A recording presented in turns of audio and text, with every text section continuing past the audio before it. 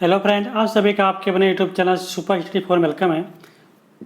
जैसा कि दोस्तों मैं यूपी आर्मी टेक्नीशियन ग्रेड 2 2020 के लिए ठीक है इंस्ट्रूमेंट एंड मेजरमेंट में 500 ऑब्जेक्टिव क्वेश्चन की सीरीज चला रहे हैं।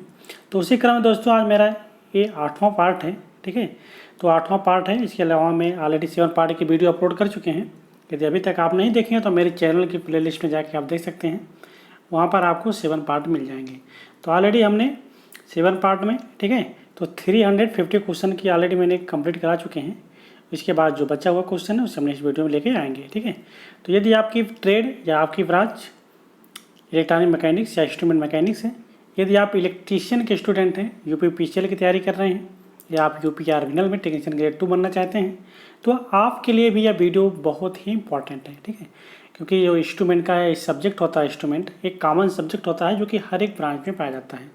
बाकी अलग से ट्रेड होती है इंस्ट्रूमेंट मैकेनिक्स की, लेकिन ये इंस्ट्रूमेंट जो सब्जेक्ट होता है ये ऑलरेडी हर ब्रांच में पाया जाता है। ठीक है, तो आप सभी के लिए ये बहुत ही इंपॉर्टेंट वीडियो है। तो हम आशा करते हैं कि आपको वीडियो मेरी पसंद भी आ रही होंगी।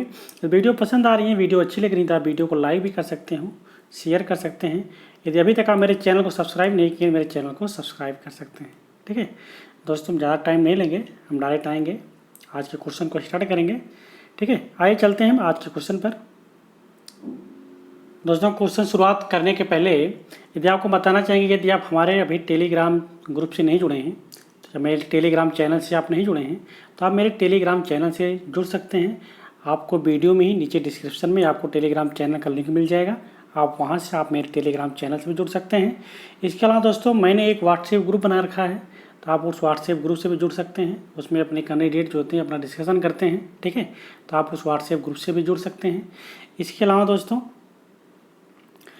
इसके अलावा मैंने ऑलरेडी 54 वीडियो बना रखी है।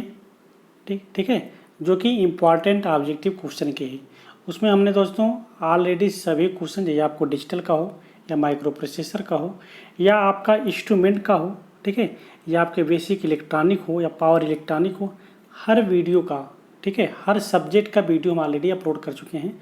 उसमें 54 वीडियो हैं, हर वीडियो में लगभग 30 क्वेश्चन हैं। ठीक है, ये आप 30 क्वेश्चन के एवरेज लेंगे आप तो लगभग आ जाएगा जो एक, ठीक है, तो लगभग 1500 क्वेश्चन का वो वीडियो है। ठीक है, तो वो बहुत ही इंपॉर्टेंट वीडियो है। यदि अभी तक आप नहीं देखे हैं तो आप चले जाइएगा मेरे चैनल की प्लेलिस्ट में, आप देखिएगा वहाँ पर आपको मिल जाएगा। ठीक है, वहाँ पर आपको यूपी आरफेनल EM एंड IM के नाम से इम्पॉर्टेंट ऑब्जेक्टिव क्वेश्चन की वीडियो मिल जाएगी, जिसमें आपको, ठीक है, टोटल आपको जो क्वेश्चन मिल जाएंगे 1500 क्वेश्चन मिल जाएंगे। 54 वीडियोज़ हैं। ठीक है, तो सभी क्वेश्चन आपके लिए बहुत ही इंपॉर्टेंट है। हमने उसमें इंपॉर्टेंट क्वेश्चन को सिलेक्ट किया है। ठीक है, कई बुक से क्वेश्चन को उठाया है, जो क्वेश्चन अच्छे होते हैं, जो एग्जाम में कंटिन्यू पूछे जाते हैं। पिछले 5 वर्षों में लगातार वो क्वेश्चन पूछे गए हैं। ठीक है, तो उन सभी क्वेश्चन को ऑलरेडी हम उसमें रखे हैं, आप उस क्वेश्चन को देख सकते हो। वो आपके लिए एग्जाम के लिए बहुत ही बेनिफिट होगा। इसके अलावा मैंने थ्योरी क्लास ऑलरेडी इंस्ट्रूमेंट खत्म कर चुके हैं, डिजिटल इलेक्ट्रॉनिक्स खत्म कर चुके हैं। ठीक है, वो सभी आप देख सकते हो। इसके अलावा मैं नेक्स्ट अभी स्टार्ट करने वाला हूँ बेसिक इलेक्ट्रॉनिक्स, उसका भी लेक्चर आपको मिलने वाला है। ठीक है, तो आइए दोस्तों हम शुरुआत करते हैं आज का पहला क्वेश्चन। तो आज का पहला क्वेश्चन देखते हैं क्या कह रहा है। तो 351, जैसे मैंने बताया आपको 350 क्वेश्चन ऑलरेडी कंप्लीट है। तो आज की जो पहले क्वेश्चन होगा हमारा वो 351 होगा। ठीक है, तो बात करते हैं 351 में। कह रहा है कि एक पेपर इंडस्ट्री में पेपर की मोटाई को या थिकनेस को लगातार मॉनिटर करने के लिए उपयुक्त ट्रांसड्यूसर डॉट है। कौन सा ट्रांसड्यूसर है? ऑप्शन नंबर ए में कह रहा है कि स्ट्रेन गेज है, ऑप्शन नंबर बी में कह रहा है कि LVDT है, ऑप्शन नंबर सी में कह रहा है डायफ्राम है, ऑप्शन नंबर डी कह रहा है कैपेसिटेंस ट्रांसड्यूसर है। ठीक है, तो कौन सा ट्रांसड्यूसर होता है दोस्तों? वो ऑप्शन नंबर बी वाला होता है। LVDT से बोलते हैं लीनियर वेरिएबल डिफरेंशियल ट्रांसफार्मर। ठीक है, तो 351 का ऑप्शन नंबर बी हमारा करेक्ट होगा। आइए देखते हैं नेक्स्ट क्वेश्चन। तो क्वेश्चन नंबर 352 है, एक 200 मिली एम्पियर 1 मिली एम्पियर के वोल्ट मीटर की रेंज 1 वोल्ट तक बढ़ाने के लिए आवश्यक मल्टीप्लायर का प्रतिरोध क्या होगा? दोस्तों क्वेश्चन ऑलरेडी, ठीक है, रिवाइज है, इसके पहले भी मैं क्वेश्चन को करा चुका हूँ। ठीक है, तो इसमें आंसर जो आता है वो 800 आता है, ऑप्शन नंबर बी आएगा, लेकिन करेक्ट करना होगा आपको क्या, 800। ठीक है, तो इस ऑप्शन में आप 800 कर लीजिएगा। बाकी लगाने का तरीका मैं ऑलरेडी बता चुका हूँ, एक बार फिर से आपको बता ही देता हूँ। ठीक है, देखिए इसमें क्या है कि हमको क्या दिया है, 200 मिली वोल्ट दिया हुआ है और 1 मिली एम्पियर करंट दी गई है, ठीक है। हमको मीटर रजिस्टेंस नहीं दिया हुआ है, क्योंकि यदि हमको वोल्टेज की रेंज बढ़ाना है तो उसके लिए हमको मीटर रजिस्टेंस मालूम होना चाहिए, क्योंकि इसका जो रजिस्टेंस फार्मूला होता है REC इक्वल टू, क्योंकि हमको वोल्ट मीटर के रूप में प्रयोग करना है तो सीरीज रजिस्टेंस लगाते हैं, तो इसमें क्या हो जाता है कि RM इंटू M-1 होता है, ठीक है। जो इसका फार्मूला होता है R series resistance equal to RM M-1, ठीक है। M-1 होता है, ये फार्मूला होता है। तो इसी फार्मूले पर रखे हम लगाते हैं। पहले हमको ज्ञात करना है क्या, पहले हमको RM ज्ञात करना है, ठीक है। तो RM ज्ञात करने के लिए मतलब मीटर वोल्टेज दिया हुआ है, मीटर करंट दी गई है, तो मीटर वोल्टेज और मीटर करंट के माध्यम से हम मीटर रेजिस्टेंस भी निकाल सकते हैं। तो RM क्या होता है, RM मीटर रेजिस्टेंस होता है। तो मीटर रेजिस्टेंस क्या होता है जानते हैं, V इक्वल टू क्या होता है, I इंटू R होता है। यदि हमको R निकालना है तो R इक्वल टू निकालने के लिए क्या करेंगे, V को हम I से डिवाइड कर देंगे, ठीक है। तो हम देखते हैं V हमारा कितना है, V हमारा 200 मिली वोल्ट है, तो 200 मिली वोल्ट, ठीक है, अपान I का मान क्या है, 1 मिली एम्पियर है। तो मिली से मिली हमारा कट जाएगा, ठीक है। तो बचेगा हमारे पास क्या, R इक्वल टू हमको मिल जाएगा 200 ओम। तो हमको जो RM, इसे बोलेंगे क्या, मीटर का रजिस्टेंस निकला, ठीक है। तो RM इक्वल टू हमको क्या मिल गया, RM इक्वल टू हमको मिल गया 200 ओम, ठीक है। हम यहीं लिख दे रहे हैं पास में, RM इक्वल टू क्या मिल गया हमको, RM इक्वल टू मिल गया हमको 200 ओम, ठीक है। अब हम ज्ञात करेंगे क्या, मल्टीप्लायर।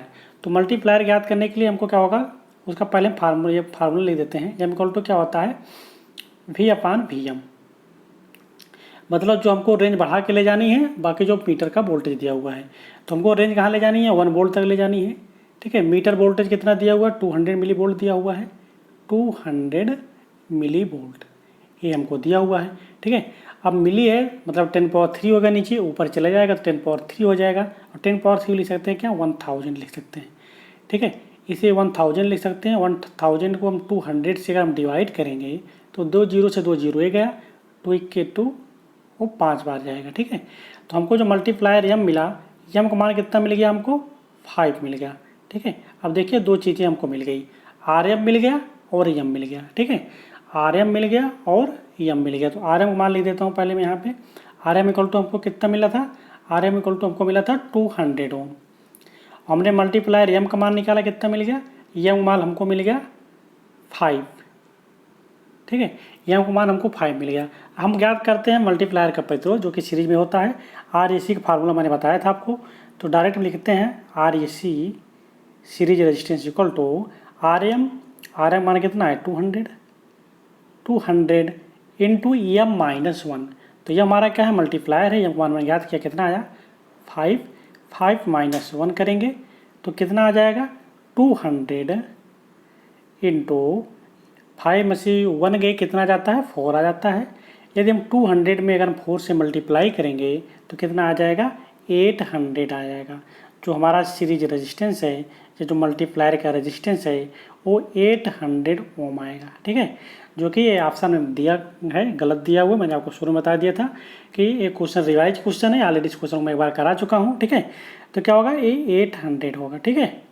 तो ऑप्शन नंबर बी हमारा करेक्ट हो जाएगा। लगाने का तरीका मैंने बताया आपको कैसे लगाया जाएगा। ये सिंपल क्वेश्चन है दोस्तों, एक क्वेश्चन ऐसा लगाने के लिए आपको जरूर आएगा, ठीक है। ये कि तो आपको सीरीज रेजिस्टेंस याद करने के लिए आएगा वोल्ट मीटर केस में, या आपको एमीटर के केस में शंट रेजिस्टेंस याद करने के लिए आएगा।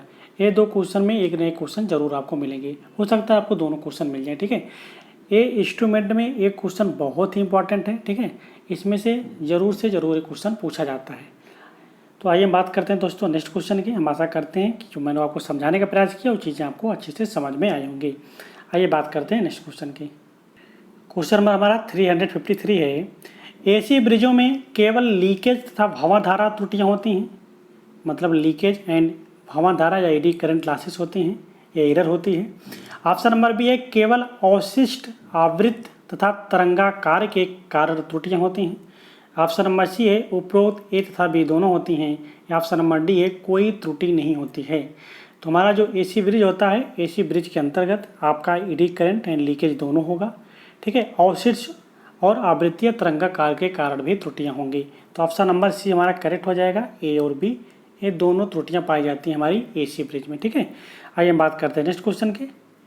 क्वेश्चन हमारा 354 है।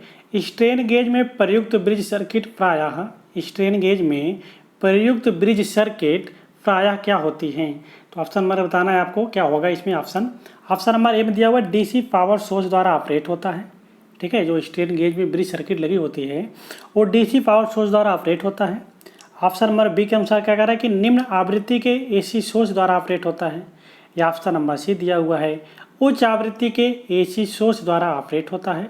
या ऑप्शन नंबर डी दिया हुआ है एसी अथवा डीसी किसी भी पावर सोर्स से ऑपरेट होता है। ठीक है, तो स्ट्रेन गेज में जो ब्रिज सर्किट लगी होती है वो हमारा हाई फ्रीक्वेंसी के एसी सोर्स द्वारा ऑपरेट होती है। ठीक है, तो 354 का ऑप्शन नंबर सी हमारा करेक्ट है। इसी क्रम देखते हैं दोस्तों नेक्स्ट क्वेश्चन। क्वेश्चन नंबर हमारा 355 है। निम्न में से कौन सी डिवाइस इंडक्टेंस में परिवर्तन के सिद्धांत पर कार्य नहीं करती है? ये आपको बताना है कि कौन सी ऐसी डिवाइस है जो इंडक्शन के में चेंज इन इंडक्शन के प्रिंसिपल पर कार्य नहीं करती है। ऑप्शन नंबर है रिलक्टेंस पिकअप, या भावन धारा गेज, या बोलते हैं एडी करंट गेज, या डिफरेंशियल ट्रांसफार्मर, या उपरोक्त में से कोई नहीं। तो ऐसा कोई नहीं है इनमें से। ठीक है, इनमें से कोई नहीं। ठीक है, ऑप्शन नंबर डी हमारा करेक्ट हो जाएगा। ठीक है, इनमें से कोई डिवाइस नहीं है जो कि इंडक्टेंस के चेंज के प्रिंसिपल पर कार्य करती हो। ठीक है, तो ऑप्शन नंबर डी हमारा करेक्ट हो जाएगा। आइए बात करते हैं नेक्स्ट क्वेश्चन की। क्वेश्चन नंबर 356 है। सर्वप्रथम निर्मित बैटरी में इलेक्ट्रोड तथा इलेक्ट्रोलाइट क्या थे? दोस्तों बैटरी का क्वेश्चन है, बीच में बैटरी क्वेश्चन में डाल दिया है। ठीक है, तो क्या कह रहा है कि सर्वप्रथम निर्मित बैटरी में इलेक्ट्रोड तथा इलेक्ट्रोलाइट क्या थी? जो सबसे पहले बैटरी निर्मित की गई थी ये आपको बताना है। तो क्या था? कॉपर था, जिंक था, या H2SO4। ठीक है, ऑप्शन नंबर बी है हमारा सिल्वर था, जिंक था, या NaCl से बोलते हैं। ठीक है, हाइड्रोक्लोरिकम मतलब कि NaCl। ऑप्शन नंबर सी हमारा निकल था, कैडमियम था, या पोटेशियम हाइड्रोक्साइड था। ठीक है, या हमारा सी है कार्बन था, जिंक था, या अमोनियम हाइड्रोक्साइड। ठीक है, तो इसमें क्या था? तो दोस्तों जो हमारा सर्वप्रथम बैटरी निर्मित हुई थी, ठीक है, उसमें क्या था? सोडियम क्लोराइड या NaCl। ठीक है, तो ऑप्शन नंबर बी हमारा करेक्ट हो जाएगा। Silver, zinc. ठीक है, सिल्वर थी और जिंक, उसके साथ में जो हमारा इलेक्ट्रोलाइट था वो क्या था? सोडियम क्लोराइड को प्रयोग किया गया था इलेक्ट्रोलाइट के रूप में। तो 356 का ऑप्शन नंबर बी हमारा करेक्ट है। इसी क्रम में बात करते हैं नेक्स्ट क्वेश्चन के। क्वेश्चन नंबर हमारा 357 है। फ्लक्स के मापन में प्रयुक्त युक्तियाँ किस सिद्धांत पर कार्य करती हैं? जो फ्लक्स को मेजर करना है या फ्लक्स को मापना है तो उसके लिए हम किस डिवाइस का या जो डिवाइस प्रयोग की जाती है वो किस प्रिंसिपल पर कार्य करती हैं? तो ऑप्शन नंबर ए है पीजो इलेक्ट्रिक प्रभाव। ऑप्शन नंबर बी हमारा वोल्टाइक इफेक्ट या वोल्टाइक प्रभाव। ऑप्शन नंबर सी हमारा हॉल प्रभाव या hall effect. Option number D हमारा फोटोवोल्टाइक प्रभाव या फोटोवोल्टाइक इफेक्ट। ठीक है, आपको बताना है इसमें से कौन सा ऑप्शन सही होगा। तो दोस्तों यदि हम फ्लक्स के मापन में जो प्रयुक्त युक्तियाँ होती हैं उसके लिए हम क्या प्रयोग करते हैं? वो डिवाइस जो प्रयुक्त होती है वो किस सिद्धांत पर कार्य करती है? वो हॉल इफेक्ट के सिद्धांत पर कार्य करती है। तो 357 का आंसर नंबर हमारा सी करेक्ट हो जाएगा। ठीक है, हम आशा करते हैं क्वेश्चन आपको पसंद आया होगा। ठीक है, आइए बात करते हैं नेक्स्ट क्वेश्चन के। क्वेश्चन नंबर हमारा 358 है। बैटरी में लोकल एक्शन किस प्रकार रोका जा सकता है? इलेक्ट्रोड का साइज बढ़ाकर, इलेक्ट्रोलाइट की सांद्रता घटाकर, जिंक इलेक्ट्रोड की पारे से कोटिंग कर, या कॉपर इलेक्ट्रोड की पारे से कोटिंग कर। तो बैटरी में जो लोकल एक्शन होता है, लोकल क्रिया को रोकने के लिए हम जिंक इलेक्ट्रोड की पारे से कोटिंग करके रोक सकते हैं लोकल एक्शन को बैटरी में। तो 358 का ऑप्शन नंबर सी हमारा करेक्ट है। इसी क्रम देखते हैं नेक्स्ट क्वेश्चन। क्वेश्चन नंबर हमारा 359 है। थर्मिस्टर वह अर्धचालक है, क्या है इसके बारे में आपको बताना है। थर्मिस्टर वह अर्धचालक है कि ऑप्शन नंबर ए में दिया है कि जिनका प्रतिरोध उच्च तथा प्रतिरोध ताप गुणांक निगेटिव होता है। ये बात सही है। ठीक है, थर्मिस्टर का प्रतिरोध ताप गुणांक उच्च होता है और निगेटिव भी होता है। जिन्हें निम्न ताप लगभग -100 डिग्री सेंटीग्रेड से 300 डिग्री सेंटीग्रेड तक व्यापक रूप से प्रयुक्त किया जा सकता है। ये पॉइंट भी सही है। ठीक है, बाद में देखते हैं हम सी पॉइंट। इसमें क्या कह रहा है कि जिन्हें ताप नियंत्रण एवं कंपनसेशन के लिए संतोषजनक रूप से प्रयुक्त किया जा सकता है। ये भी सही है। ठीक है, तो इसमें दोस्तों ऑल ऑफ दीज मतलब उपरोक्त सभी ऑप्शन सही हो जाएंगे थर्मिस्टर के केस में। ठीक है, तो ऑप्शन नंबर डी हमारा करेक्ट हो जाएगा। इसी क्रम में बात करते हैं नेक्स्ट क्वेश्चन की। क्वेश्चन नंबर हमारा 360 है, बैटरी की धारा क्षमता। बैटरी की धारा क्षमता ऑप्शन नंबर ए में कह रहा है कि इलेक्ट्रोड की धातु पर निर्भर करती है। जो बैटरी की धारा क्षमता होती है इलेक्ट्रोड के धातु पर निर्भर करती है। ऑप्शन नंबर बी में कह रहा है कि इलेक्ट्रोड के आकार पर निर्भर करती है। या ऑप्शन नंबर सी में कह रहा है उस बर्तन के आकार पर निर्भर करती है जिसमें इलेक्ट्रोड भरा गया है। या ऑप्शन नंबर डी उपरोक्त सभी। तो दोस्तों हम बात करते हैं बैटरी की धारा क्षमता की या करंट कैपेसिटी की। तो हमारा जो इलेक्ट्रोड होता है उस इलेक्ट्रोड की साइज पर या उसके आकार पर निर्भर करती है बैटरी की करंट कैपेसिटी। तो 360 का ऑप्शन नंबर बी हमारा करेक्ट हो जाएगा। आइए हम बात करते हैं नेक्स्ट क्वेश्चन की। क्वेश्चन नंबर हमारा 361 है, बैटरी में इलेक्ट्रोलाइट की सांद्रता बढ़ने पर, बैटरी में यदि इलेक्ट्रोलाइट की कंसंट्रेशन को अगर बढ़ाएंगे तो क्या होगा। तो ऑप्शन नंबर ए है आउटपुट वोल्टेज बढ़ती है। ऑप्शन नंबर बी है बैटरी द्वारा दी गई धारा बढ़ती है। ऑप्शन नंबर सी है बैटरी की कैपेसिटी बढ़ती है। ऑप्शन नंबर डी है बैटरी का आंतरिक प्रतिरोध घटता है। तो यदि हम बैटरी की इलेक्ट्रोलाइटिक या इलेक्ट्रोलाइट सांद्रता को बढ़ाते हैं तो बैटरी द्वारा ली गई जो धारा होती है वो क्या होती है, वो बढ़ती है। तो 361 का ऑप्शन नंबर बी हमारा करेक्ट है। आइए हम बात करते हैं नेक्स्ट क्वेश्चन की। क्वेश्चन नंबर हमारा 362 है, मापन यंत्र का मुख्य अभिलक्षण है। ये मापन यंत्र मेजरिंग इंस्ट्रूमेंट की बात कर रहा है कि मेजरिंग इंस्ट्रूमेंट का मेन फीचर क्या होता है। ठीक है, कम प्रतिरोध, लो रेजिस्टेंस। दोस्तों क्योंकि ये किस मेजरिंग इंस्ट्रूमेंट की बात कर रहा है इस क्वेश्चन को मुझको भी समझ में नहीं आ रहा। ठीक है, लेकिन क्या कह रहा है कि इसको आप देखिए, इसका ऑप्शन जो दिया हुआ बुक के अकॉर्डिंग जो ऑप्शन दिया उसको मैं बताऊंगा आपको। ठीक है, इसमें कह रहा है कि मेजरिंग इंस्ट्रूमेंट मतलब मापक यंत्र का मुख्य अभिलक्षण क्या है, मेन फीचर क्या होता है किसी मेजरिंग इंस्ट्रूमेंट के बारे में। उसका लो रेजिस्टेंस हम समझ नहीं पा रहे हैं, लो रेजिस्टेंस क्या होगा क्योंकि इंस्ट्रूमेंट डिसाइडेड नहीं है। वोल्ट मीटर है, मीटर है, करंट मीटर है, CRO है, क्या है, तो किस इंस्ट्रूमेंट की बात करते हैं। लास्ट में कह रहा है बी में कह रहा है कि मापे जाने वाले परिपथ में कनेक्ट करने पर परिपथ की अवस्था नहीं बदलता तथा इसके द्वारा ऑपरेशन के लिए ली गई पावर बहुत कम है। ऑप्शन नंबर सी है इसका प्रतिरोध अनंत होता है या सदा परिपथ के श्रेणी में कनेक्ट किया जाता है। दोस्तों इस क्वेश्चन को ऑलरेडी मुझे भी क्वेश्चन समझ में नहीं आया। ठीक है, लेकिन जो इसका ऑप्शन मैं बता देता हूँ। इसका ऑप्शन क्या है, इसका ऑप्शन डी दे रहा है। ठीक है, तो बुक में जो ऑप्शन दिया हुआ है वो डी दिया हुआ है। बाई चांस अगर कभी बाई मिस्टेक क्वेश्चन आ जाता है तो आप याद रखना जो मेजरिंग इंस्ट्रूमेंट का जो मेन फीचर होता है वो सदा परिपथ के श्रेणी में कनेक्ट किया जाता है। ये इसका ऑप्शन सही है। ठीक है, तो 362 का ऑप्शन नंबर डी करेक्ट है। आइए हम बात करते हैं नेक्स्ट क्वेश्चन की। तो क्वेश्चन नंबर 363 है हमारा कि एक प्रतिरोध 120 वोल्ट सप्लाई से कनेक्ट करने पर 2 एम्पियर धारा लेता है। ठीक है, एक रेजिस्टेंस है उसको हम 120 वोल्ट सप्लाई से कनेक्ट करते हैं तो 2 एम्पियर की वो धारा लेता है। तो परिपथ में वे शक्ति क्या होगी, पावर डिसिपेशन क्या होगा, वो पूछ रहा है। तो हम जानते पावर डिसिपेशन का जो फार्मूला होता है दोस्तों वो PD = क्या होता है, I²R होता है। ये फार्मूला होता है। ठीक है, लेकिन हम जानते हैं पावर फार्मूले और भी होते हैं। क्या होता है, P = क्या होता है, VI, सबका मान एक ही आएगा। ठीक है, P = क्या होता है, V²/R भी होता है। ठीक है, लेकिन हमको यहाँ पे क्या करना है, यहाँ पे हमको सिर्फ आंसर देना है। ठीक है, तो हम फास्ट काम करेंगे क्योंकि जो दिया हुआ है वही निकाल लेंगे। नहीं तो हमको इसका हमको मान चलो अगर हमको सब्जेक्टिव रूप में लिखना होता, एक क्वेश्चन किसी एग्जाम में आया होता और हमको बुक में सब्जेक्टिव रूप में लिखना होता तो आपको इस रूप में जब एग्जामिनर को दिखाते तभी एग्जामिनर आपका क्वेश्चन को करेक्ट करता। अगर इस रूप में आप लगा देते, इस रूप में लगा देते तो आंसर आपका गलत कर देता हो। ठीक है, क्यों, क्योंकि डिसिपेशन का फार्मूला यही होता है I² × R। तो इस रूप में आप लाएंगे तभी आपका वो क्वेश्चन सही मानेगा एग्जामिनर। ठीक है, जो लगाने का तरीका होता है वही होता है। लेकिन अब यहाँ से डायरेक्टली ऐसे ज्ञात कर लेंगे तो आंसर हमको मिल जाएगा। ठीक है, क्योंकि क्या दिया हुआ है, V दिया हुआ है, V = दिया हुआ है 120 वोल्ट, I = दिया हुआ है 2 एम्पियर। तो पावर डिसिपेशन की बात कर रहा है तो P = लगा देंगे क्या, V × I से। तो 120 में 2 से मल्टीप्लाई कर देंगे तो 240 वाट हो जाएगा। ठीक है, तो हमने डायरेक्ट ऐसे ज्ञात कर लिया। ठीक है, तो 240 वाट आ गया यहाँ पे। लेकिन अगर इसको लगाने का तरीका क्या होता है, पहले हम क्या ज्ञात करते हैं, पहले हम रेजिस्टेंस ज्ञात करते हैं। वोल्टेज यहाँ पर दी हुई है, करंट यहाँ दी हुई है तो रेजिस्टेंस मालूम हो जाएगा। तो रजिस्टर निकालते, फिर रजिस्टर निकालने के बाद फिर ये फार्मूला लगाते हैं हम I स्क्वायर इंटू आर। देख लीजिएगा आप, ये करके भी आप देखेंगे तो आएगा 240 वाट ही आएगा। ठीक है, तो पावर कितना आएगी? 240 वाट ही आएगा। लगाने का तरीका यही है, लेकिन जल्दबाजी में हमको आंसर देना होता है तो हम इसी तरीके से लगा के चले जाएंगे। ठीक है, तो 363 का ऑप्शन नंबर ये हमारा करेक्ट हो जाएगा। आइए हम बात करते हैं नेक्स्ट क्वेश्चन की। क्वेश्चन नंबर हमारा 364 है,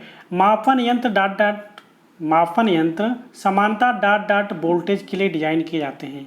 मतलब जो हमारे मापन यंत्र होते हैं, जो मेजरिंग इंस्ट्रूमेंट होते हैं, बिना रेंज बढ़ाने की विधि की, मतलब कोई हमको रेंज बढ़ाने की कोई विधि नहीं है, तो उसका जो समानता वोल्टेज कितने वोल्टेज मापने के लिए डिजाइन किए जाते हैं, 45 से लेके 150 माइक्रो वोल्ट तक, या 45 से लेके 150 मिली वोल्ट तक, या 45 से लेके 250 वोल्ट तक।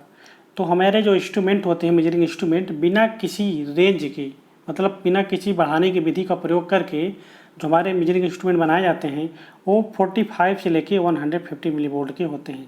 ठीक है, तो 45 वोल्ट से लेके 150 मिली वोल्ट तक के वोल्टेज को मेजर करने के लिए हमारे मेजरिंग इंस्ट्रूमेंट बनाए जाते हैं।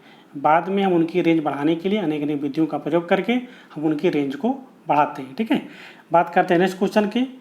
क्वेश्चन नंबर हमारा 365 है, प्राइमरी सेल में लोकल एक्शन उस समय होता है, ऑप्शन नंबर ए में कह रहा है जब सेल लंबी अवधि के लिए कम धारा सप्लाई करता है, ऑप्शन नंबर बी में कह रहा है जब सेल कम अवधि के लिए अधिक धारा सप्लाई करता है, ऑप्शन नंबर सी में कह रहा है जब सेल लंबी अवधि के लिए अधिक धारा सप्लाई करता है, जब सेल सप्लाई करे अथवा ना करे। ठीक है, तो इसमें जो ऑप्शन मेरा करेक्ट होगा 365 का ऑप्शन नंबर डी करेक्ट है। ठीक है, तो प्राइमरी सेल में जो लोकल एक्शन होता है उस समय होता है जब सेल धारा सप्लाई करे अथवा ना करे। सप्लाई कर रही होगी या नहीं कर रही होगी तब भी यदि लोकल एक्शन होना होगा तो लोकल एक्शन होगा। ठीक है, तो बात करते हैं दोस्तों नेक्स्ट क्वेश्चन की। क्वेश्चन नंबर हमारा 366 है, प्रतिरोध का अब्सोल्यूट मापन किस विधि द्वारा किया जाता है। बहुत इंपॉर्टेंट क्वेश्चन दोस्तों, कई बार एग्जाम में आया हुआ है। ठीक है, इसे आप याद रख लें, वेरी वेरी इंपॉर्टेंट क्वेश्चन है। ठीक है, तो प्रतिरोध का एब्सोल्यूट मापन किस विधि द्वारा किया जाता है, ओम के नियम द्वारा, ब्रिज विधि द्वारा, या रिले विधि द्वारा, या लॉरेंज विधि द्वारा। तो ऑप्शन नंबर डी हमारा करेक्ट होगा। यदि हमको रेजिस्टेंस का एब्सोल्यूट वैल्यू या एब्सोल्यूट मापन करना होगा तो मापन की कौन सी विधि होगी, वो लॉरेंज विधि होगी। तो लॉरेंज विधि के द्वारा हम रेजिस्टेंस का एब्सोल्यूट वैल्यू को मेजर करते हैं। ठीक है, तो 366 का ऑप्शन नंबर डी हमारा करेक्ट है। इसी क्रम देखते हैं नेक्स्ट क्वेश्चन 367 हमारा, डैम्पिंग की सबसे अधिक सामान्य विधि है। तो डैम्पिंग है उसकी सबसे अधिक सामान्य विधि कौन सी है, ऑप्शन नंबर ए है वायु घर्षण डैम्पिंग, ऑप्शन नंबर बी है भंवरधारा डैम्पिंग, ऑप्शन नंबर सी है हमारा विद्युत चुंबकीय डैम्पिंग, या ऑप्शन नंबर डी हमारा द्रव घर्षण डैम्पिंग।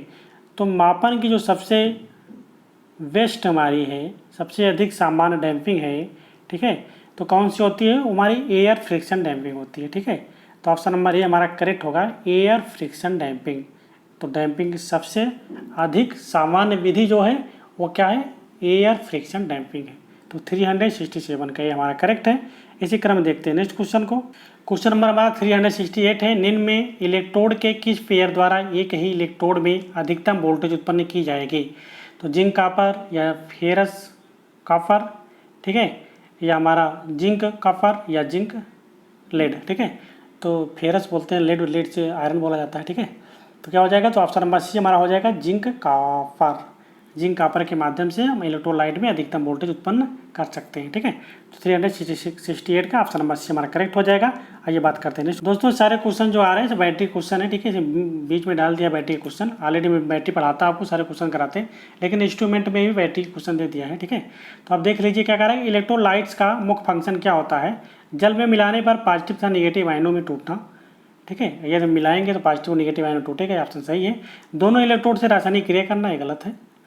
इलेक्ट्रोड से रासायनिक क्रिया करना ये सही है, एक इलेक्ट्रोड से रासायनिक क्रिया करना। ठीक है, तो ऑप्शन नंबर ए उसी करेक्ट हो जाएगा, जो कि डी ऑप्शन में सही है। तो 369 का ऑप्शन नंबर डी हमारा करेक्ट हो जाएगा। इसी क्रम बात करते हैं नेक्स्ट क्वेश्चन के। क्वेश्चन नंबर हमारा 371 है, अधिकांश इंस्ट्रूमेंटेशन प्रणालियों में इनपुट राशि समानता होती हैं, इलेक्ट्रिकल होती हैं, मैकेनिकल होती हैं, इलेक्ट्रिकल नहीं होती हैं, या थर्मल होती हैं। तो अधिकांश इंस्ट्रूमेंट में जो इंस्ट्रूमेंट प्रणालियों में जो इनपुट राशियाँ होती हैं वो इलेक्ट्रिकल नहीं होती हैं। ठीक है, अधिकतर राशियाँ क्या होती हैं, इलेक्ट्रिकल नहीं होती हैं। तो 371 का ऑप्शन नंबर सी करेक्ट होगा। आइए बात करते हैं नेक्स्ट क्वेश्चन की। दोस्तों इसका मतलब समझ रहे हैं आप इस क्वेश्चन का कि क्या अधिकांश इंस्ट्रूमेंटेशन में जो इनपुट राशियाँ हैं, जैसे या हमको प्रेशर को मेजर करना होगा तो प्रेशर हमारी क्या है, इलेक्ट्रिकल नहीं है, ठीक है, या हमको एयर गैप को मेजर करना होगा, ठीक है, या हमको क्या कहते हैं फ्लो को मेजर करना होगा। तो ये सब चीज़ों को मापने के लिए ऐसा नहीं कि सभी जो हमारी इनपुट राशियाँ हैं वो इलेक्ट्रिकल ही होती हैं या मैकेनिकल ही होती है, ठीक है। क्या होता है, वो इलेक्ट्रिकल नहीं होती हैं। तो इस क्वेश्चन के अकॉर्डिंग ये ऑप्शन सही है हमारा 371 का सी, ठीक है। या हमको आयतन मेजर करना हुआ, या हमको दाब मेजर करना हुआ, ठीक है, या एयर को मेजर करना हुआ, एयर के प्रेशर को मेजर करना हुआ, तो इस सब चीज़ों के लिए सभी राशि जो इनपुट में दी जाती हैं वो इलेक्ट्रिकल नहीं होती है, ठीक है। इस इंस्ट्रूमेंट का कहने का मतलब यही है इस क्वेश्चन का। तो अधिकांश इंस्ट्रूमेंटेशन में जो इनपुट राशियाँ होती हैं, समानता क्या होती हैं, वो इलेक्ट्रिकल नहीं होती है, ठीक है। तो 371 का ऑप्शन नंबर सी करेक्ट है। मतलब थर्मल भी हो सकती हैं, मैकेनिकल भी हो सकती हैं, इलेक्ट्रिकल भी हो सकती हैं, लेकिन सभी इलेक्ट्रिकल नहीं होती है, ठीक है। तो 371 का ऑप्शन नंबर सी हमारा करेक्ट है। इसी क्रम में बात करते हैं नेक्स्ट क्वेश्चन के। क्वेश्चन नंबर हमारा है 372। ट्रांसफार्मर में इलेक्ट्रोस्टैटिक कपलिंग की समस्या डॉट डॉट पर अधिक गंभीर होती है, निम्न आवृत्तियों पर, पावर आवृत्तियों पर, उच्च आवृत्तियों पर, या ट्रांसफार्मर पर उच्च लोड होने पर। तो ट्रांसफार्मर में जो इलेक्ट्रोस्टैटिक कपलिंग की समस्या होती है वो हाई फ्रीक्वेंसी पर होती है, उच्च आवृत्तियों पर होती है, ठीक है। तो 372 का ऑप्शन नंबर सी हमारा करेक्ट है। इसी क्रम दोस्तों बात करते हैं नेक्स्ट क्वेश्चन के। क्वेश्चन नंबर 373 है दोस्तों, ठीक है। क्या है कि कम मान के प्रतिरोध की मापन की सबसे व्यापक विधि कौन सी है। तो व्हीटस्टोन ब्रिज है, पोटेंशियोमीटर है, ऑप्शन नंबर सी में है, केल्विन ब्रिज है, option number D kelvin double bridge है।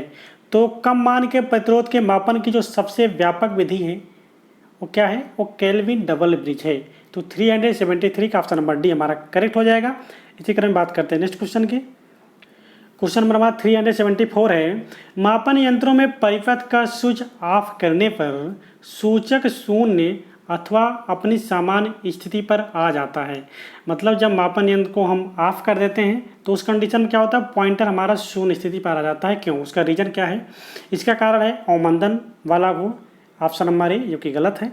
दूसरा है ऑप्शन नंबर बी गुरुत्वाकर्षण, ये भी गलत है, ठीक है। विक्षेपण टार्क क्या होता है दोस्तों, जो हमारा डेफ्लेक्टिंग टार्क लगने से पॉइंटर मूव करता है, ठीक है। लेकिन क्या होगा, जब कंट्रोलिंग टार्क हमारा जब नहीं होता तो कंट्रोलिंग टार्क न लगने के कारण पॉइंटर हमारा शून्य स्थिति में वापस आ जाता है, ठीक है।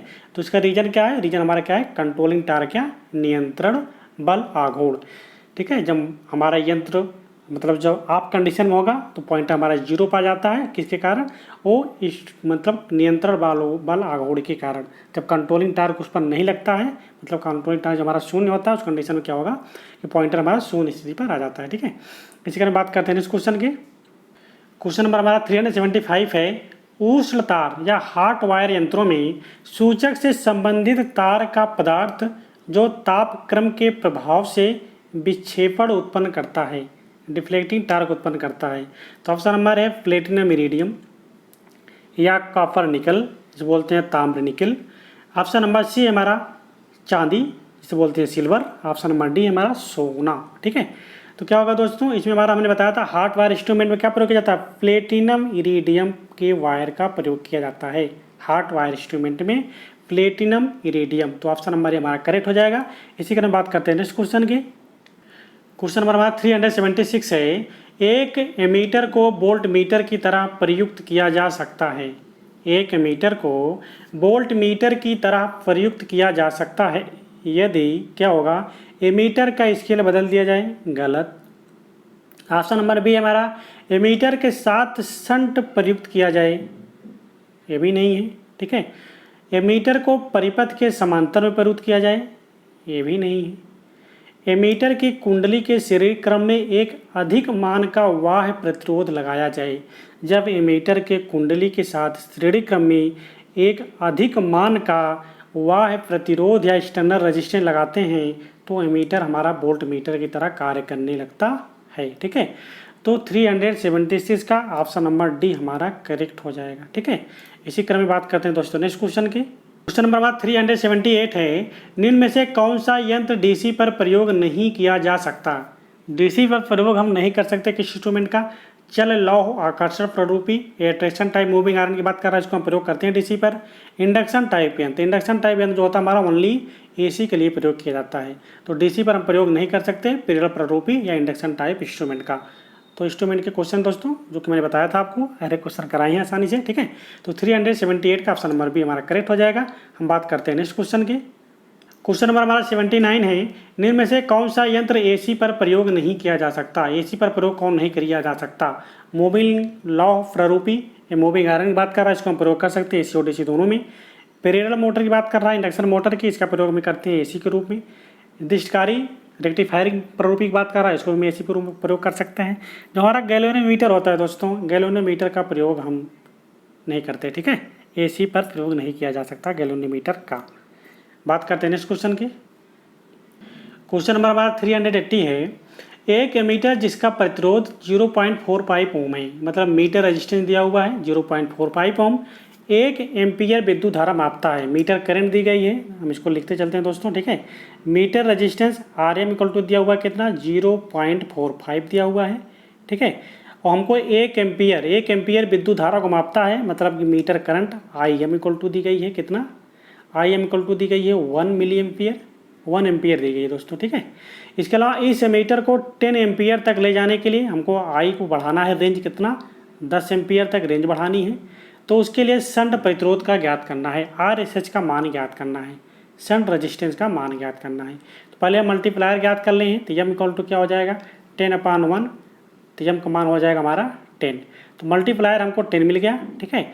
मल्टीप्लायर हमको 10 मिल गया, तो हम जानते हैं शंट रजिस्टेंस का जो फार्मूला होता है RSH इक्वल टू होता है RM/M-1, ठीक है। तो हमको RM का मान मालूम है, M-1 का भाई M का मान मालूम हो गया, तो हम रखते हैं यहाँ पे। तो RM मान कितना है 0.45 अपान M का मान हमको 10 मिला है, 10 में से 1 अगर हमको माइनस करेंगे तो हमको कितना मिल जाएगा 9। तो यदि 9 को हम 45 से डिवाइड करेंगे 45 को, तो आ जाएगा 5, लेकिन पॉइंट के बाद 2 जीरो है, मतलब क्या हो जाएगा 0.05 आ जाएगा। अगर हम 0.45 को हम 9 से डिवाइड करेंगे तो 0.05 ओम आ जाएगा हमारा, ठीक है। तो हम आशा करते हैं कि ये क्वेश्चन आपको समझ में आया होगा, ठीक है दोस्तों। मैंने क्या कर दिया सब कुछ आपको बता दिया, सिंपल सा क्वेश्चन, कुछ करना नहीं है। क्या दिया है कि मीटर प्रतिरोध दिया हुआ है, 1 एम्पियर उसकी करंट दी गई, मीटर करंट, और हमको रेंज बढ़ा के ले जानी है कितना 10 एम्पियर तक। तो मल्टीप्लायर ज्ञात करने का फार्मूला हमको बताया हूँ कि I/M, तो 10 एम्पियर ले जानी है रेंज, वो 1 एम्पियर दिया हुआ है, तो मल्टीप्लायर हमको मिल जाएगा यहाँ से, एम को मान आ गया 10। हम जानते हैं शंट रजिस्टेंस का जो फार्मूला होता है वो RSH इक्वल टू होता है RM/M-1। तो RM का मान दिया हुआ है ऑलरेडी 0.045, हमने 0.045 यहाँ पे रखा, हमको 10 - 1 किया तो 9 मिल गया, 9 से 45 को डिवाइड किया 0.45 आ गया, ठीक है। तो ऑप्शन नंबर ए हमारा करेक्ट हो जाएगा। जो हमारा शंट रजिस्टेंस की वैल्यू हमको मिली, क्या मिल गई 0.05 ओम। तो 380 का ऑप्शन नंबर ए हमारा करेक्ट है। इसी क्रम में बात करते हैं नेक्स्ट क्वेश्चन की। क्वेश्चन नंबर हमारा 381 है, moving iron type ampere meter में मोटे तार के कम वर्तन प्रयुक्त करने का कारण क्या है, ठीक है। मूविंग आयरन टाइप जो हमारा मीटर होगा, उस मीटर में मोटे तार के कम वर्तन, मतलब कम टर्न प्रयुक्त करने का कारण क्या है। भार को अधिक करना, मापन यंत्र का निम्न प्रतिरोध रखना, या प्रभावशाली अवमंदन की व्यवस्था करना, या ऑप्शन नंबर डी में एक्यूरेसी को अधिक करना। दोस्तों अगर हम मोटा तार का प्रयोग करेंगे तो उसका क्षेत्रफल अधिक होगा, तो रेजिस्टेंस वैल्यू क्या होगी कम होगी। तो मापन यंत्र में निम्न प्रतिरोध को रखने के लिए हम कम टर्न और मोटे तार का प्रयोग करते हैं मूविंग आयरन मीटर में। तो 381 का भी, ठीक है दोस्तों। हर क्वेश्चन का लिंक कहीं ना कहीं आपको मिलेगा, ठीक है। यदि बात कर रहा है मोटे तार की, तो आप जान लीजिए अगर तार कोई मोटा होगा तो उसका एरिया अधिक होगा। अब एरिया अधिक होगा तो यहाँ से आपको मालूम हो जाना चाहिए R इक्वल टू क्या होता है ρ × L/A। अगर एरिया अधिक होगा तो रजिस्टेंस हमारा क्या होगा कम होगा, रजिस्टेंस हमारा कम होगा। जब एरिया अधिक होगा तो रजिस्टेंस हमारा क्या होगा कम होगा। और लंबाई भी क्या रहा है कि मोटे तार की लंबाई भी क्या रहा है कम लंबाई की है, और उसकी क्या है वर्तन, ठीक है, मतलब कि वही वो कुंडल, मतलब कि वर्तन मतलब क्या होता है टर्न कम है। जब टर्न कम है तो रजिस्टेंस क्या होगा कम होगा, ठीक है। तो इसलिए प्रयोग किया जाता है। तो 381 का ऑप्शन नंबर बी हमारा करेक्ट हो जाएगा। आइए हम बात करते हैं नेक्स्ट क्वेश्चन की। क्वेश्चन नंबर हमारा है 382 है कि विकर्षण प्रारूपी यंत्रों को, रिपल्शन टाइप यंत्रों को एसी पर संयोजित करने पर प्राप्त पाठ्यांक एसी का क्या होगा। औसत मान होता है, अधिकतम मान होता है, वर्ग माध्य मूल मान होता है, एसी तरंग के फॉर्म फैक्टर को प्रदर्शित करता है। तो 382 का ऑप्शन नंबर सी हमारा करेक्ट हो जाएगा। अगर एसी से कनेक्ट होता है तो हम जानते हैं एसी हमारा क्या मापता है, एसी हमारा आरएमएस वैल्यू को ही मापता है। ठीक है, बात करते हैं नेक्स्ट क्वेश्चन की। क्वेश्चन नंबर हमारा 383 है, एक वोल्ट मीटर जिसकी कुंडली का प्रतिरोध 100 ओम है 15 वोल्ट तक पाठ्यांक दे सकता है और मीटर की पाठ्यांक को हमको 150 वोल्ट तक बढ़ाने हैं तो आवश्यक प्रतिरोध की गणना करनी है। ठीक है दोस्तों, देखिए हमको आर एम का मान दिया हुआ है, आर एम इक्वल टू कितना दिया हुआ है 100 ओम। ठीक है, ओम को दिया हुआ भी का मान दिया हुआ 15 वोल्ट, भी एम का मान मतलब कि मीटर वोल्टेज मान दिया हुआ है 15 वोल्ट। बाकी हमको बढ़ा के रेंज कितनी तक ले जानी है, 150 तक ले जानी है। तो यहाँ से जब मल्टीप्लायर ज्ञात करते हैं एम इक्वल टू, तो हमको आ जाएगा 150 अपॉन 50 से डिवाइड कर देते हैं तो लगभग आ जाता है 10। यंग मान कितना आ जाएगा, यंग मान हमको मिल जाएगा 10। हमको मल्टीप्लायर का मान मिल गया। ठीक है, जब मल्टीप्लायर का मान मिल गया दोस्तों तो हम ज्ञात कर सकते हैं सीरीज रेजिस्टेंस को, क्योंकि जो वोल्ट मीटर में हमेशा हम सीरीज रेजिस्टेंस लगाते हैं। ठीक है, तो आर एसी का फार्मूला लगा देंगे यहाँ से। जब आर एसी इक्वल टू हम लगाएंगे तो R M into M minus 1। ठीक है, तो एम माइनस 1 करेंगे तो आर एम मान कितना है हमारा, आर एम मान हमको मिला है 100 ओम और एम का मान हमको मिला है 10। तो 10 माइनस 1 करेंगे तो 9 हो जाएगा। 9 में अगर 100 से मल्टीप्लाई कर देंगे तो 900 ओम हो जाएगा। ठीक है, तो 900 ओम श्रेणी क्रम में हम लगाएंगे। ठीक है, 900 ओम श्रेणी क्रम में लगाएंगे तो ऑप्शन नंबर सी हमारा करेक्ट हो जाएगा। 383 का ऑप्शन नंबर सी हमारा करेक्ट है। ठीक है, हम आशा करेंगे क्वेश्चन आपको समझ में आएगा। फिर दोस्तों कुछ नहीं करना है, बस आपको फार्मूले अगर याद हैं आपको। ठीक है, आपको फार्मूले याद हो और पता होना चाहिए कि किसमें सीरीज रेजिस्टेंस लगता है और किसमें समांतर रेजिस्टेंस लगता है, तो आप आसानी से क्वेश्चन को सॉल्व कर सकते हो। ठीक है, तो series R AC series resistance equal to क्या होता है, M minus 1, R M into M minus 1। ये हमारा क्या होता है, सीरीज रेजिस्टेंस ज्ञात करने का फार्मूला होता है। ठीक है, आइए बात करते हैं नेक्स्ट क्वेश्चन की। क्वेश्चन नंबर 384 है, मूविंग आयरन टाइप एमीटर में कुंडली मोटे तार की बनाई जाती है, इसका कारण क्या है। ठीक है, अभी हमने ये क्वेश्चन रिवाइज हुआ है, इससे पहले मैंने आपको बताया है कि मूविंग आयरन एमीटर टाइप में जब मोटी कुंडली मोटे तार की बनाई जाती है तो रेजिस्टेंस को कम करने के लिए, यंत्र का रेजिस्टेंस कम करने के लिए, यंत्र का प्रतिरोध यहाँ पे लिख लेना कम, यंत्र का प्रतिरोध कम करने के लिए प्रयोग किया जाता है। ठीक है, 384 का ऑप्शन नंबर सी करेक्ट हो जाएगा। आइए बात करते हैं नेक्स्ट क्वेश्चन के। क्वेश्चन में हमारा 385 है, विकर्षण प्ररूपी यंत्रों में भंवरधारा अवमंदन विधि उपयुक्त नहीं है क्योंकि अस्थायी चुंबक की उपस्थिति से कुंडली का ताप बढ़ जाएगा। ऑप्शन नंबर बी में है यंत्रों में स्केल बदलना होगा। ऑप्शन नंबर सी में क्या है, यंत्र में अवमंदन के लिए अस्थायी चुंबक की उपस्थिति में विक्षेपण प्रभावित होगा अतः सही पाठ्यांक प्राप्त नहीं होंगे। तो ऑप्शन नंबर सी दोस्तों हमारा करेक्ट हो जाएगा। ठीक है, इसी कारण जो है विकर्षण टाइप यंत्रों में हम अवमंदन का प्रयोग नहीं करते। ठीक है, यंत्र में अवमंदन के कारण अस्थायी चुंबक की उपस्थिति में विक्षेपण प्रभावित होगा अतः सही पाठ्यांक प्राप्त नहीं होगा। आइए बात करते हैं नेक्स्ट क्वेश्चन की। क्वेश्चन नंबर हमारा 386 है दोस्तों, बहुत ही इंपॉर्टेंट क्वेश्चन है, कई बार एग्जाम में आया हुआ है। ठीक है, तो 386 क्या है कि एक आदर्श वोल्ट मीटर का रेजिस्टेंस क्या होगा, प्रतिरोध क्या होता है, निम्न होता है, उच्च होता है, अनंत होता है, शून्य होता है। बात हम कर रहे हैं दोस्तों आइडियल की, तो आइडियल में जो रेजिस्टेंस होता है क्या होता है, अनंत होता है या इनफाइनाइट होता है।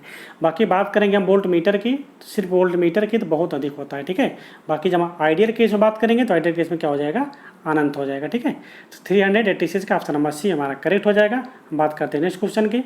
क्वेश्चन नंबर 387 है, एक आदर्श मीटर का प्रतिरोध, एक आदर्श मीटर का प्रतिरोध क्या होगा। ये मीटर की बात कर रहा है दोस्तों, निम्न होगा, उच्च होगा, अनंत होगा, शून्य होगा। तो अगर हम आइडियल एमीटर की बात करते हैं तो उसमें जो रेजिस्टेंस होता है उसका क्या होता है, शून्य होता है। तो 387 का ऑप्शन नंबर डी हमारा करेक्ट होगा। आइए हम बात करते हैं नेक्स्ट क्वेश्चन की।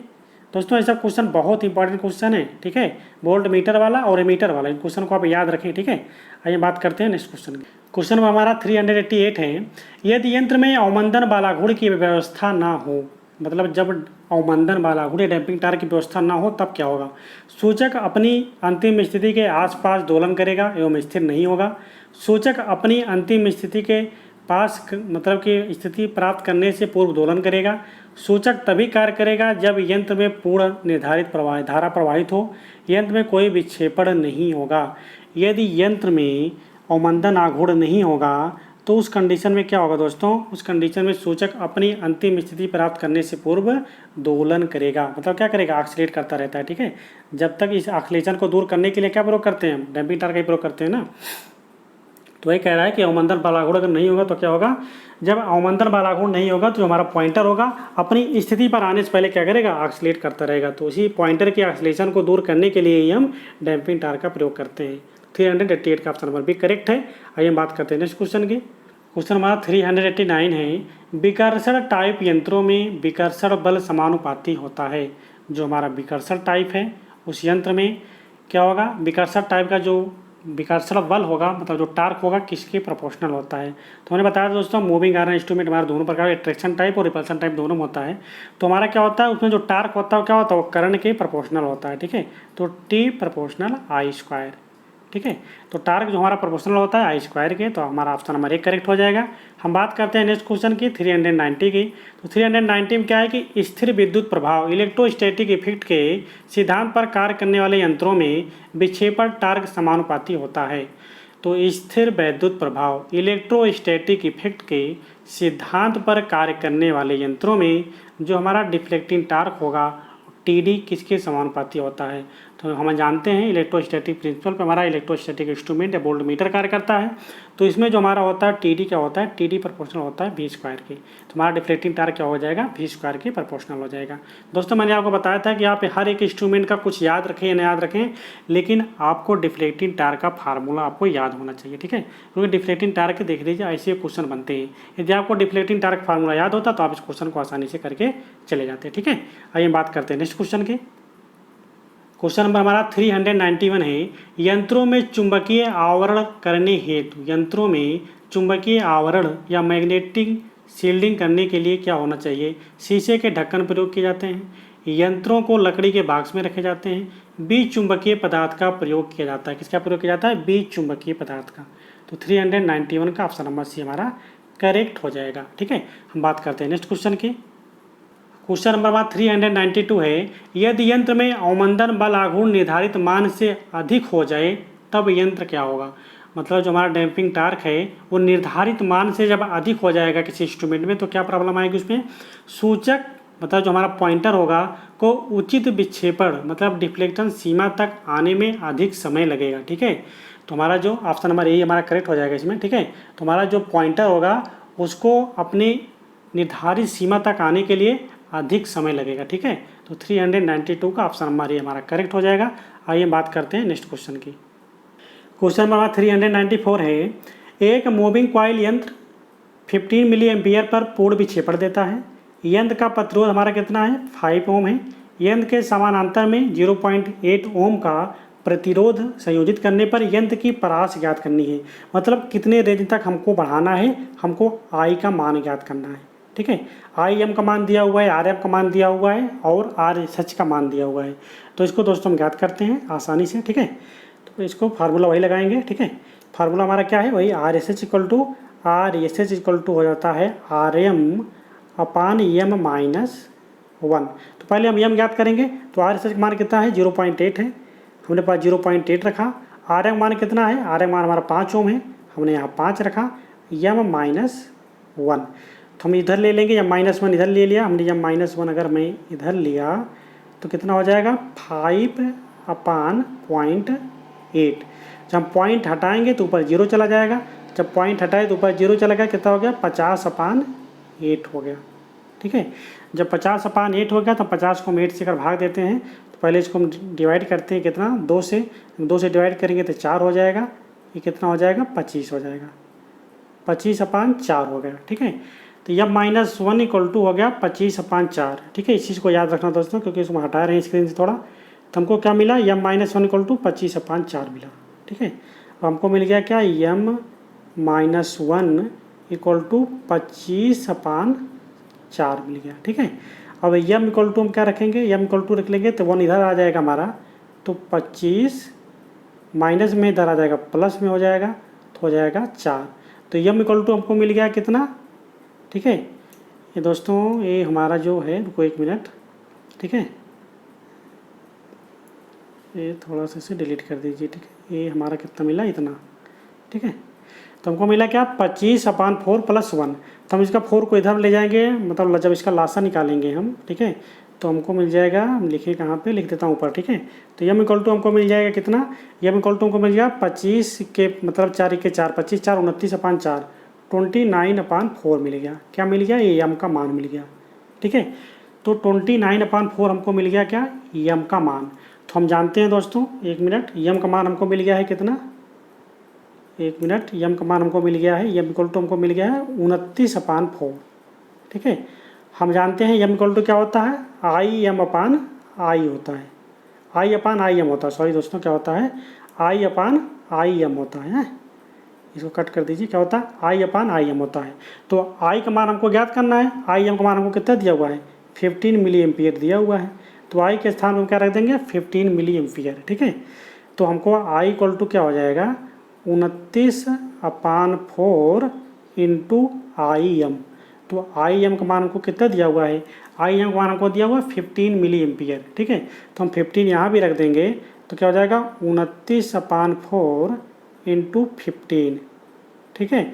तो लगभग इसको हम लगभग ले जाए 15 को अगर 4 से हम डिवाइड करते हैं, लगभग 4 चौक 16 4 बार जाता है, 15 को 16 मान ले जाए तो निकटतम वैल्यू निकाल रहा हूँ दोस्तों, 4 9 36, ठीक है, और 4 दूनी 8, 4 9 36, 4 दूनी 8, 8 3 11, 116, ठीक है। कहीं दोस्तों मिस्टेक हो गई निकालने में, ठीक है, क्योंकि बार बार स्क्रीन पर से हटा रहे थे। तो क्वेश्चन दोस्तों आप सभी सॉल्व कीजिएगा, सॉल्व करने का तरीका वही है, ठीक है। मैंने जो आपको बताया क्या करना है, ये हमको आई दी गई है, पूर्व विक्षेपण इसका दिया हुआ है, प्रतिरोध RM का मान दिया हुआ है और RSH का मान दिया हुआ है। तो हम यम का वैल्यू ज्ञात कर लेंगे। जब यम को वैल्यू ज्ञात करेंगे, यम वैल्यू ज्ञात करने के बाद हम वहाँ पर क्या लेंगे, हम यम इक्वल टू जानते हैं क्या होता है, I/I/M होता है, ठीक है। तो इस पर रख देंगे, I/M का मान हमको ऑलरेडी यहाँ मिला हुआ है, तो I की वैल्यू हमको मिल जाएगी, ठीक है, क्योंकि ये I की वैल्यू ही ज्ञात करने के लिए पूछ रहा है। तो इसे आप आसानी से दोस्तों सॉल्व कीजिएगा, क्योंकि स्क्रीन पर सॉल्व करने थोड़ा प्रॉब्लम हुई, सॉल्व नहीं कर पाए, ठीक है। तो आप इसे सॉल्व कर लीजिएगा, लगाने का तरीका यही है। बाकी अगर आप नहीं लगा पाओगे तो इसको हम नेक्स्ट दिन सॉल्व करेंगे, ठीक है।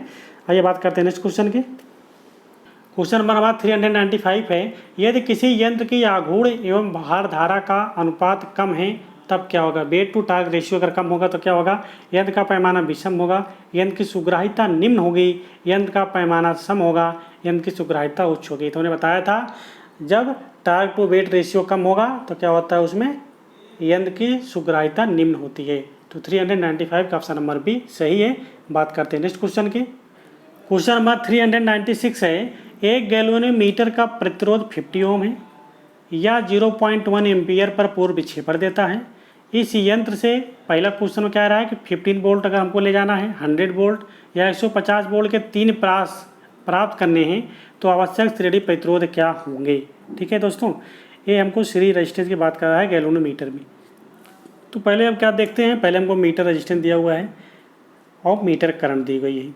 तो गैल्वेनोमीटर का जो वोल्टेज होता है VG इक्वल टू क्या होता है, VG गैल्वेनोमीटर का वोल्टेज इक्वल टू क्या होता है, RG into IG, RG into IG मतलब गैल्वेनोमीटर का रेजिस्टेंस इंटू गैल्वेनोमीटर की करंट। ठीक है, तो गैल्वेनोमीटर का जो रेजिस्टेंस है क्या है, वो 50 है और करंट कितनी है 0.1 एम्पियर है। तो हमारा जो गैल्वेनोमीटर वोल्टेज आ जाएगा VG इक्वल टू कितना आ जाएगा 5 वोल्ट।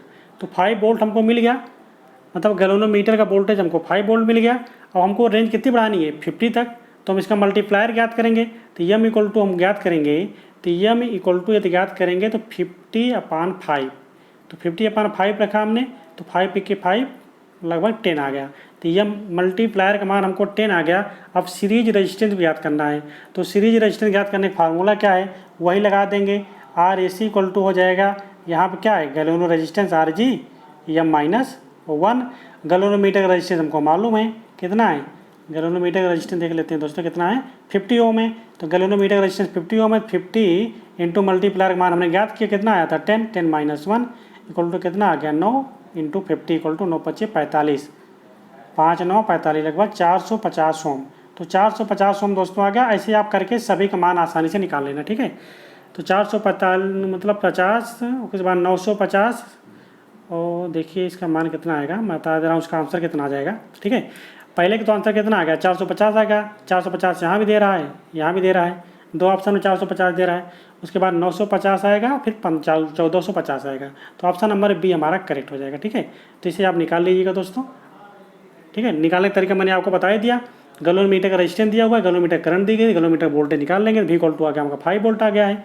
ठीक है, एक बार हमने ये रखा, दोबारा आप 100 रखेंगे तो 100 को अगर 5 से आप भाग देंगे तो वही कितना आ जाएगा, 20 आ जाएगा। जब RM मान हमारा मतलब कि RM या RG का मान 20 मतलब कि मल्टीप्लायर का मान कितना आ गया, 20 आ गया। तो हम सीरीज वोल्टेज निकालेंगे जब RC, तो RG इंटू M-1, तो जब में से अगर 19 में से 20 में से घटाएंगे तो 19 आ जाएगा। 19 में 5 से हम मल्टीप्लाई करें, 19 में से 95 लगभग 950 से आ जाएगा। फिर हम करेंगे वही 1500, तो फिर आ जाएगा 15 आ जाएगा। 1500 भाग देंगे तो 5 या 15 लगभग 30 आ जाएगा। तो ठीक है, तो 30 में 29 में अगर मल्टीप्लाई करें तो लगभग वही 1450 आ जाएगा। ठीक है, तो ऐसा आप करके निकाल लीजिएगा तीनों का। बाकी आंसर मैंने आपको बता दिया, आंसर इसका सही क्या होगा, बी। बाकी इतना लंबा दोस्तों लगाने के लिए नहीं आएगा। ठीक है, बस एक ही वैल्यू निकालने के लिए आएगी। एक तो आपको 50 में पूछेगा 50 वोल्ट पे, एक तो आपको 100 वोल्ट पे पूछेगा, या आपसे 150 वोल्ट पर पूछेगा। ठीक है, ये तीनों मान आपको नहीं देगा। ठीक है, किसी एक को परास ज्ञात करने के लिए आपसे पूछेगा, तो आप आसानी से निकाल लोगे। लगाने का तरीका मैंने आपको बता दिया है। आइए बात करते हैं नेक्स्ट क्वेश्चन के। क्वेश्चन नंबर 397 है, हार्ट वायर यंत्रों के पाठ्यांक प्रदर्शित करते हैं। जो हार्ट वायर इंस्ट्रूमेंट होता है उसकी रेटिंग क्या होती है, वर्ग माध्य मूल मान, अधिकतम मान, औसत मान या उपरोक्त में से कोई नहीं। तो हमने बताया था दोस्तों, इस पॉइंट को मैंने लिखाया भी हूँ कि तुम्हारा हार्ट वायर इंस्ट्रूमेंट होता है वो RMS मान को मेजर करता है। ठीक है, तो 397 का ऑप्शन नंबर ए हमारा करेक्ट है। आइए बात करते हैं नेक्स्ट क्वेश्चन के। क्वेश्चन नंबर हमारा 398 है, किस यंत्र में विक्षेपण व लाघूर्ण आवृत्ति पर निर्भर करता है। तुम्हारा डिफ्लेक्टिंग टार्क होता है फ्रीक्वेंसी पर निर्भर करता है। मूविंग आयरन इंस्ट्रूमेंट नहीं, चल मूविंग कॉइल में भी नहीं, हाँ इंडक्शन मीटर, हाँ दोस्तों इंडक्शन क्योंकि AC इंस्ट्रूमेंट है, इसमें हमारा क्या होगा, फ्रीक्वेंसी पर निर्भर करता है हमारा डिफ्लेक्टिंग टार्क। ठीक है, तो 398 का ऑप्शन नंबर सी हमारा करेक्ट हो जाएगा। तो इसका जो डिफ्लेक्टिंग टार्क होता है इंडक्शन मीटर का, वो किस पर निर्भर करता है, फ्रीक्वेंसी या आवृत्ति पर निर्भर करता है डिफ्लेक्टिंग टार्क। दोस्तों हम आशा करते हैं वीडियो आपको पसंद आई होगी। यदि वीडियो आपको अच्छी लग रही है तो वीडियो को आप लाइक कर सकते हैं, शेयर कर सकते हैं। यदि अभी तक आप मेरे चैनल को सब्सक्राइब नहीं किए हैं तो चैनल को सब्सक्राइब कर लें। साथ ही यदि आप टेलीग्राम ग्रुप या व्हाट्सएप ग्रुप से नहीं जुड़े हैं तो आप व्हाट्सएप ग्रुप और टेलीग्राम ग्रुप से भी जुड़ सकते हैं। ठीक है, आइए बात करते हैं दोस्तों नेक्स्ट क्वेश्चन की। क्वेश्चन नंबर 399 है हमारा, वाट मीटर में प्रेशर कुंडली के प्रेरकत्व के कारण अग्रगामी शक्ति गुणांक पर पाठ्यांक उच्च प्राप्त होगा, निम्न प्राप्त होगा, सामान्य प्राप्त होगा या अनिश्चित प्राप्त होगा। तो निम्न पाठ्यांक प्राप्त होगा हमें। ठीक है, तो 399 का ऑप्शन नंबर बी हमारा करेक्ट हो जाएगा। आइए दोस्तों बात करते हैं नेक्स्ट क्वेश्चन की। क्वेश्चन नंबर हमारा 400 है, दुर्बल चुंबकीय क्षेत्र वाले यंत्रों के लिए उपयुक्त अवमंदन क्या होगा। दुर्बल चुंबकीय क्षेत्र वाले यंत्रों के लिए उपयुक्त अवमंदन, उपयुक्त डैम्पिंग टार्क क्या होना चाहिए। द्रव घर्षण या एडी करंट डैम्पिंग मतलब भावर धारा डैम्पिंग, या एयर फ्रिक्शन डैम्पिंग, या वायु घर्षण डैम्पिंग, या हिस्टेरिसिस डैम्पिंग। तो दोस्तों हम जानते हैं जो दुर्बल चुंबकीय क्षेत्र वाले यंत्र होते हैं उनके लिए सबसे बेस्ट क्या होती है, एयर फ्रिक्शन डैम्पिंग या वायु घर्षण डैम्पिंग। ठीक है, हम आशा करते हैं दोस्तों आपको वीडियो पसंद आई होगी क्योंकि ये वीडियो का लास्ट क्वेश्चन है। ठीक है, तो दोस्तों हमने 400 क्वेश्चन कवर कर दिए, बाकी बचे आपके 100 क्वेश्चन। उन 100 क्वेश्चन को भी हम जल्दी कवर कर देंगे। ठीक है, हम आशा करते हैं दोस्तों आपको वीडियो अच्छी लग रही होगी, आपको अच्छा लग रहा होगा कि इंस्ट्रूमेंट के ऑलरेडी 500 क्वेश्चन आपको मिल गए। ठीक है, तो 500 क्वेश्चन आपको मिल जाएंगे आसानी से। आप इसकी प्रैक्टिस करें, वीडियो को आप बार बार देखें, हर एक क्वेश्चन को आप कवर करके जाएँ क्योंकि UPRLL में लगभग 40 से लेकर 45 क्वेश्चन का वेटेज है। सिर्फ इसी चैप्टर से, इंस्ट्रूमेंट से ही आपको 40 से लेकर 45 क्वेश्चन मिलते हैं। ठीक है, इंस्ट्रूमेंट एंड ट्रांसड्यूसर से। तभी हम ट्रांसड्यूसर के स्पेशल क्वेश्चन कुछ लेके आएंगे हम आपके लिए। ठीक है, जब 50 क्वेश्चन की सीरीज पूरी हो जाएगी तो हम इंस्ट्रूमेंट के मतलब ट्रांसड्यूसर के कुछ स्पेशल क्वेश्चन आपको करा देंगे, जिससे आपका 45 का नंबर का जो ये चैप्टर है, जो आपका ये पार्ट है, ये लगभग आपका कवर हो जाएगा। दोस्तों हम आशा करते हैं वीडियो आपको पसंद आई होगी। वीडियो अच्छी लगी है वीडियो को आप लाइक कर सकते हैं, शेयर कर सकते हैं। यदि अभी तक आप मेरे चैनल को सब्सक्राइब नहीं किए हैं, चैनल को सब्सक्राइब कर लें। थैंक यू दोस्तों, thanks for watching, thank you.